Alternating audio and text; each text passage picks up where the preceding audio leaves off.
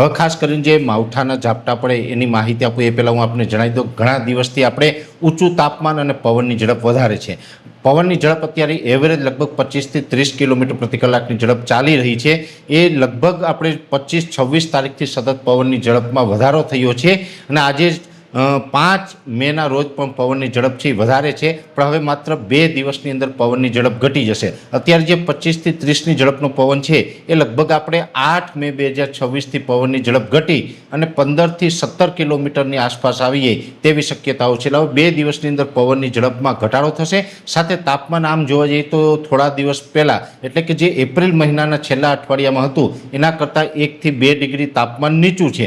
અત્યારે એવરેજ તાપમાન છે 39 થી 40 ડિગ્રીની રેન્જમાં છે અને અમુક આઇસોલેટેડ વિસ્તારની અંદર 41 ડિગ્રી સુધી તાપમાન નોંધાઈ રહ્યું છે.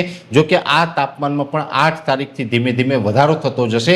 8 તારીખથી ધીમે ધીમે રોજ 1 ડિગ્રીનો વધારો થશે અને આ તાપમાન છે એ લગભગ 17 તારીખ સુધીમાં ખૂબ ઊંચું આવશે અને એમાં પણ 12 મે 2026થી લઈ અને 17 મે 2026નું સેશન હશે. આ સેશન દરમિયાન તાપમાન છે નવો રેકોર્ડ સ્થાપી શકે છે અને તાપમાન એવરેજ 43 થી 45 ડિગ્રીની રેન્જમાં પણ જોવા મળશે. એટલે ખૂબ તાપમાન હવે ઊંચું જવાનું છે, નવો રેકોર્ડ બનાવવાનું છે. એપ્રિલ મહિનામાં જે તાપમાન હતું એના કરતાં મે મહિનાની અંદર તાપમાન ઊંચું રહેવાનું છે. એટલે પવનની ઝડપમાં ઘટાડો થવાનો છે, સાથે તાપમાનમાં વધારો થવાનો છે.